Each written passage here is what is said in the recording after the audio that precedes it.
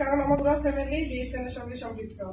তো সব থেকে বড় কথা যেটা, আমার হাজবেন্ড গত নভেম্বরে এমন একটা পর্যায়ে চলে এসেছিল যে আমি ওনাকে যখন হসপিটালে নিয়ে যাই তখন উনি নওগাঁ সদর হসপিটালে ওনাকে মানে একেবারে করে দেয় যে উনি আর বাঁচবে না, আমরা পারবো না, আপনি রাজশাহীতে রেফার করে নিয়ে যান।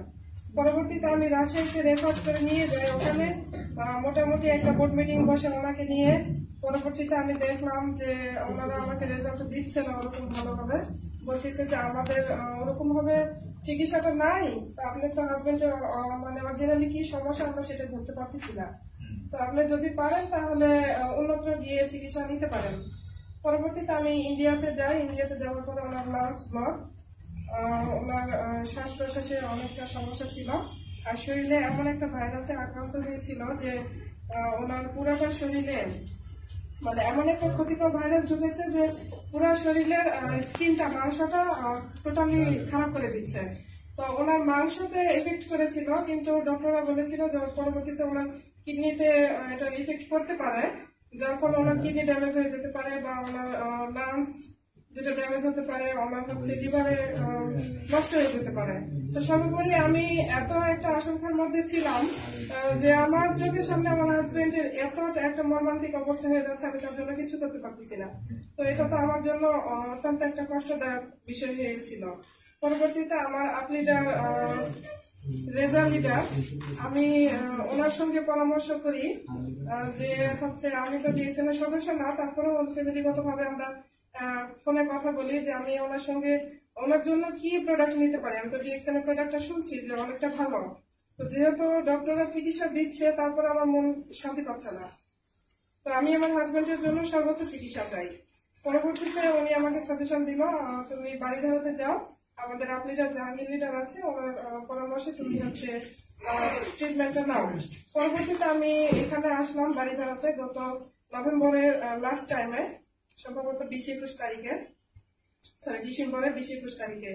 পরে স্যারের সঙ্গে আমার কথা হলো, তখন তো আমি জানতাম না যে উনি এত বড় একটা আপলিডার, কারণ আমি ডিএক্সএন এর মাত্র ওই ইন্ডিয়া থাকাকালীন জয়েন করেছি, কিন্তু ডিএক্সএন সম্পর্কে আমি ওরকম কিছু জানতাম না আপলিডার কে।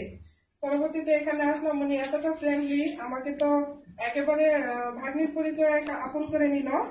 পরবর্তীতে আমি হচ্ছে ওনার কাছ থেকে আরজিজিএল, জিএল, কোরিসেক, ট্যাবলেট আর মরিঞ্জি জুস, এই কটা প্রোডাক্ট নিলাম যাতে আমার হাজবেন্ডকে পরিপূর্ণভাবে আমি সুস্থ রাখতে পারি।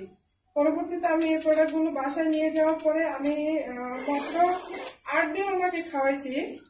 ওনার যে অক্সিজেন মেশিনটা আমি ইন্ডিয়া থেকে কিনে নিয়ে এসেছিলাম, ওনাকে প্রতিদিন ব্যবহার করাইতে হতো। 8 দিন খাওয়ানোর পরে আমি অক্সিজেন মেশিনটা সাইড করে রেখে দিয়েছি। আমার লাংস এতটা ক্লিয়ার হয়ে আসছিল যে উনি মানে শ্বাস প্রশ্বাস এমন ভাবে নিতে পারতেছে, আমাকে তো মানে খুশি হয়ে বলতেছে যে আমি এতটা এখন সুস্থ আছি, ফিট আছি। উনি বাইক চালাতে পারতো না, মোটামুটি 6 মাস আগে থেকে বাইক চালানো একেবারে বন্ধ করে দিয়েছিল। উনি আল্লাহর রহমতে এখন 1 মাস ধরে পুরো ট্রিটমেন্টটা নেওয়ার পরে উনি বাইক চালাচ্ছে, উনি বিজনেস করতেছে, ডিএক্সএন এর সঙ্গে সম্পৃক্ত হয়েছে, পাশাপাশি উনি আজকে আমাদের এখানে উপস্থিত আছে। একেবারে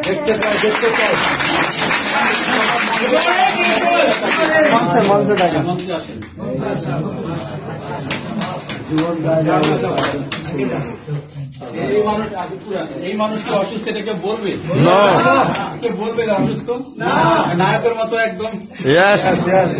আমরা আসলে অত্যন্ত মানে গর্বিত যে ডিএক্সএন এরকম একটা প্রোডাক্ট আমাদের পুরা ফ্যামিলি চলে আসছে। তাহলে ভাইয়ের কাছে কিছু শুনি আমরা, ভাইয়ের কাছে ভাইয়ের কাছে কিছু শুনি তাহলে। আমাদের